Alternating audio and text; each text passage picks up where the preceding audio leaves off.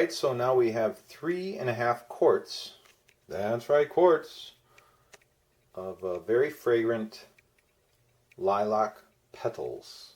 Notice how I said petals.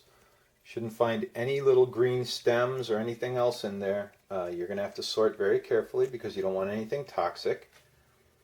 And as I've mentioned in previous videos, most parts of the lilac plant are toxic. And we're going to, now that I can only, because it takes a while to, obviously since you've watched the picking video, it takes a while to pick them. And so I usually get 3.5 quarts, and then I'll vacuum seal them dink, dink, in a bag.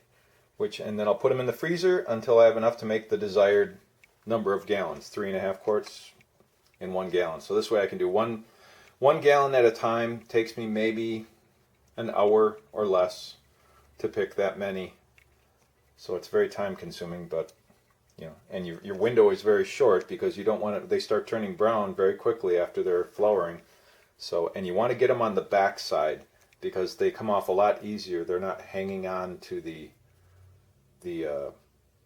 stems as easily. They'll actually, the petals will start falling off, and that's when you want to get them because they really come off a lot easier. If you pick them early, it's a pain, so you might want to just use a scissors, which I have done. So we'll vacuum seal them in a bag in 1 gallon batches, so 3.5 quarts, and then I'll put them in the freezer, and then we'll go get another one. Okay, the vacuum sealing is done, and there you go. It went from big fluffy bag full of flower petals to a lilac patty. And we're going to try to preserve it. The reason why I do this, I suppose if you're going to be able to pick them really quick and keep them in the refrigerator, I want to save the aroma as much as possible. You really don't need big fluffy petals. Probably be a little bit more heavy. I find it a little bit more easy to handle being in a small pouch like this where it's not taking up a lot of space. And like I said, I can save them for a day and come back. But get them in the freezer. It's all that aroma and fragrance is locked in. We're going to get them in the freezer.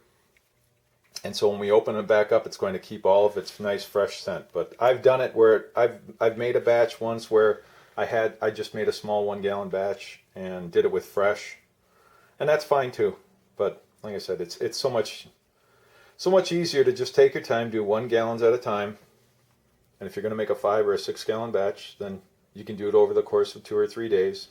You just got to be sure you're watching the petals on the lilac tree and that they're not turning brown. Your window, like I said, is very short. So, all right, in a pot I have 7.5 pounds of sugar and about 2 gallons of water. And we're going to bring that to a boil and pour it over the lilac flowers in a straining bag. Alright, here we are in the kitchen, getting ready to open up. I have opened up. These are the packs. I have 5 total. One's already in there. As you can see, they came out. This is a nylon straining bag, otherwise known as a paint straining bag. You can pick up very cheaply at a hardware store. I use it for winemaking. It's basically the same as you can get at a homebrew shop, although a lot cheaper. So these come apart. Another thing great about freezing them, nice frost cover here, otherwise it's a really nice purple. Freezing them like this saves a lot of space. You can slow things down, wait a couple of days. It's been probably 4 days since I picked them. And you can wait till a day like today, which is Sunday on Memorial Day weekend. Got time to do this, got the house to myself except for my dog, and we're going to get this rolling. I've got the water and the sugar with the sugar in it boiling on the stove, and I'm going to get these unpacked and put in the straining bags, or straining bag, and pour that hot water over there.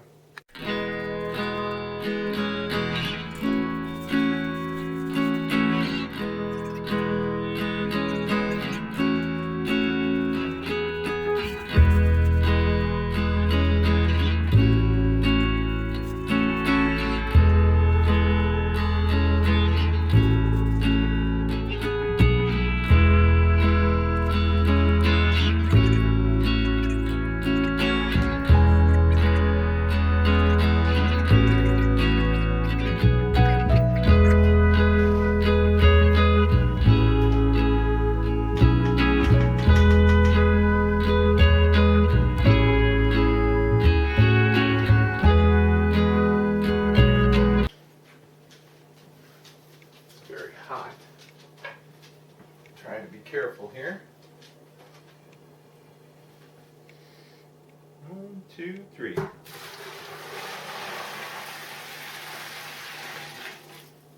Whoo, does that smell nice?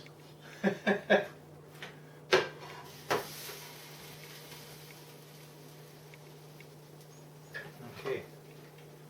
we're going to tamp that down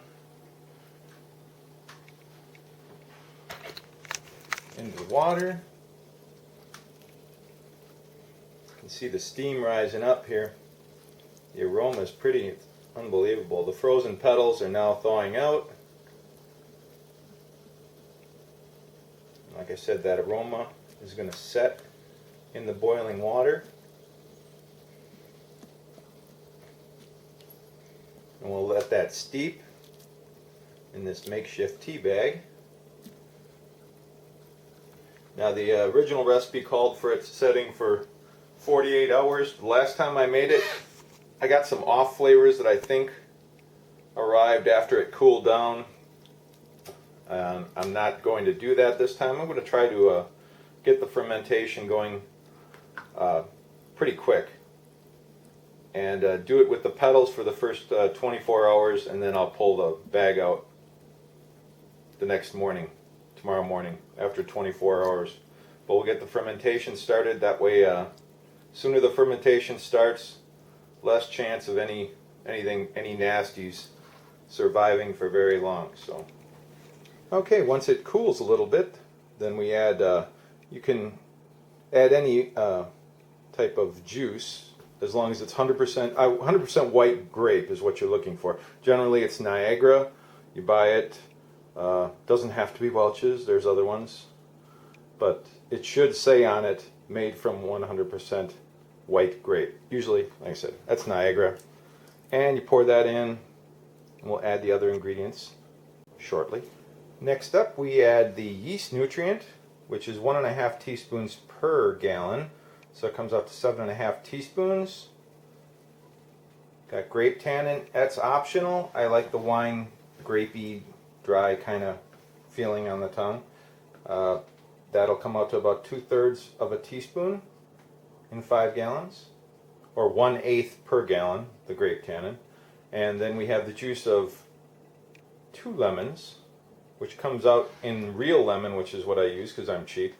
It comes out to 2.5 cups. It's approximately 1/4 cup per lemon. So 1/2 cup equals 2 lemons, so it'd be 1/2 cup per gallon of batch if you're making it. And we'll add that in to the mix.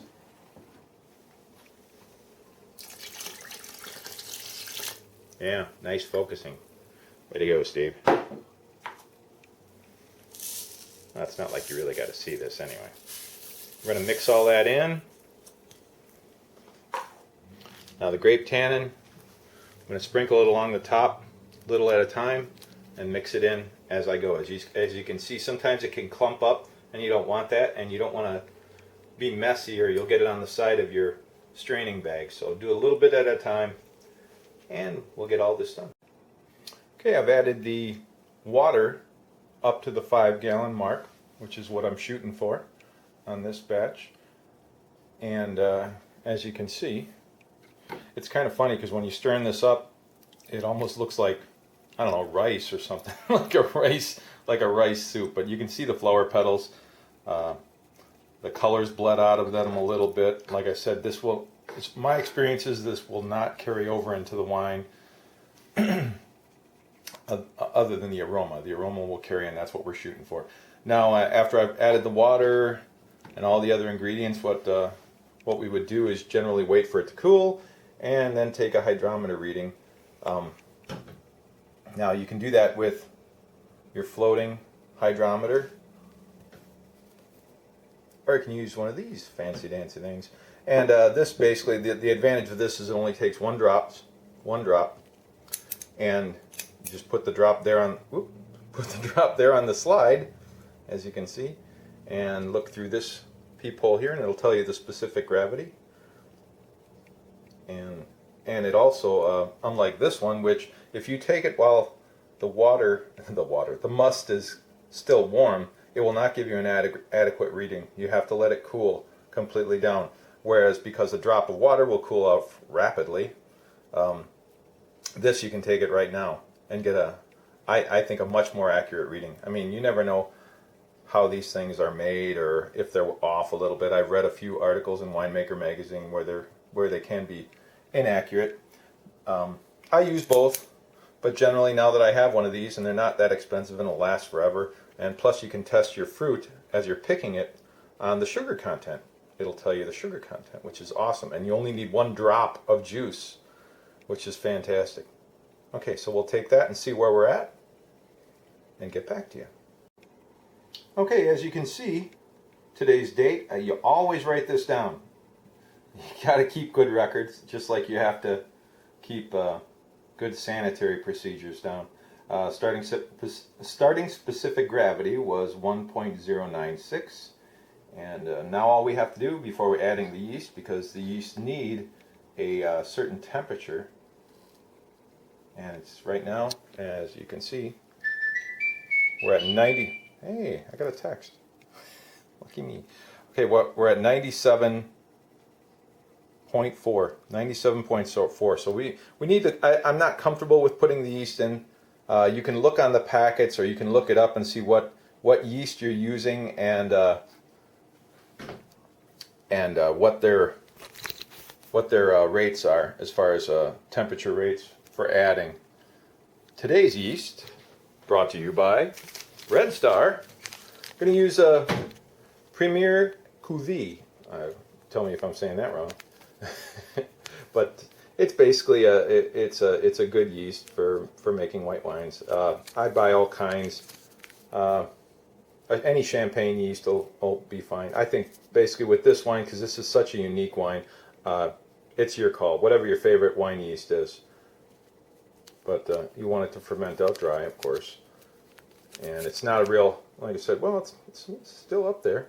The 1.096, which is right there, will give us, here, I've got to focus on there. So, oh, come on, focus. All right, so anyway, I won't focus on that. 1.096 will bring us 13% alcohol on my hydrometer. That's another good thing about having these right here, is it gives you the specific gravity, and then next to it, it's the potential alcohol as it gets less dense and less dense because the sugar is being eaten up. As you get to 0 and 0.990, it'll the alcohol increases as the yeast gobble up the sugar. The miracle. And that's about it. So right now we're just waiting for it to cool, get into the comfort zone of the yeast. And I'll be looking that up because it's been a while since I've done this batch, but we'll get it going as soon as we can, and I'll update you as it's starting to bubble. Next step, like I said, I'm going to let the petals soak in this for about 24 hours, and then I'm going to pull the bag out, and you'll see, and then we'll drain the must out of the flower petals.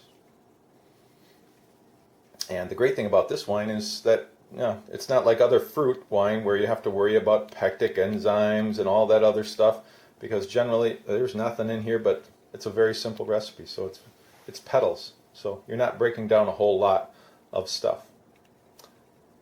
All right, see you in a bit.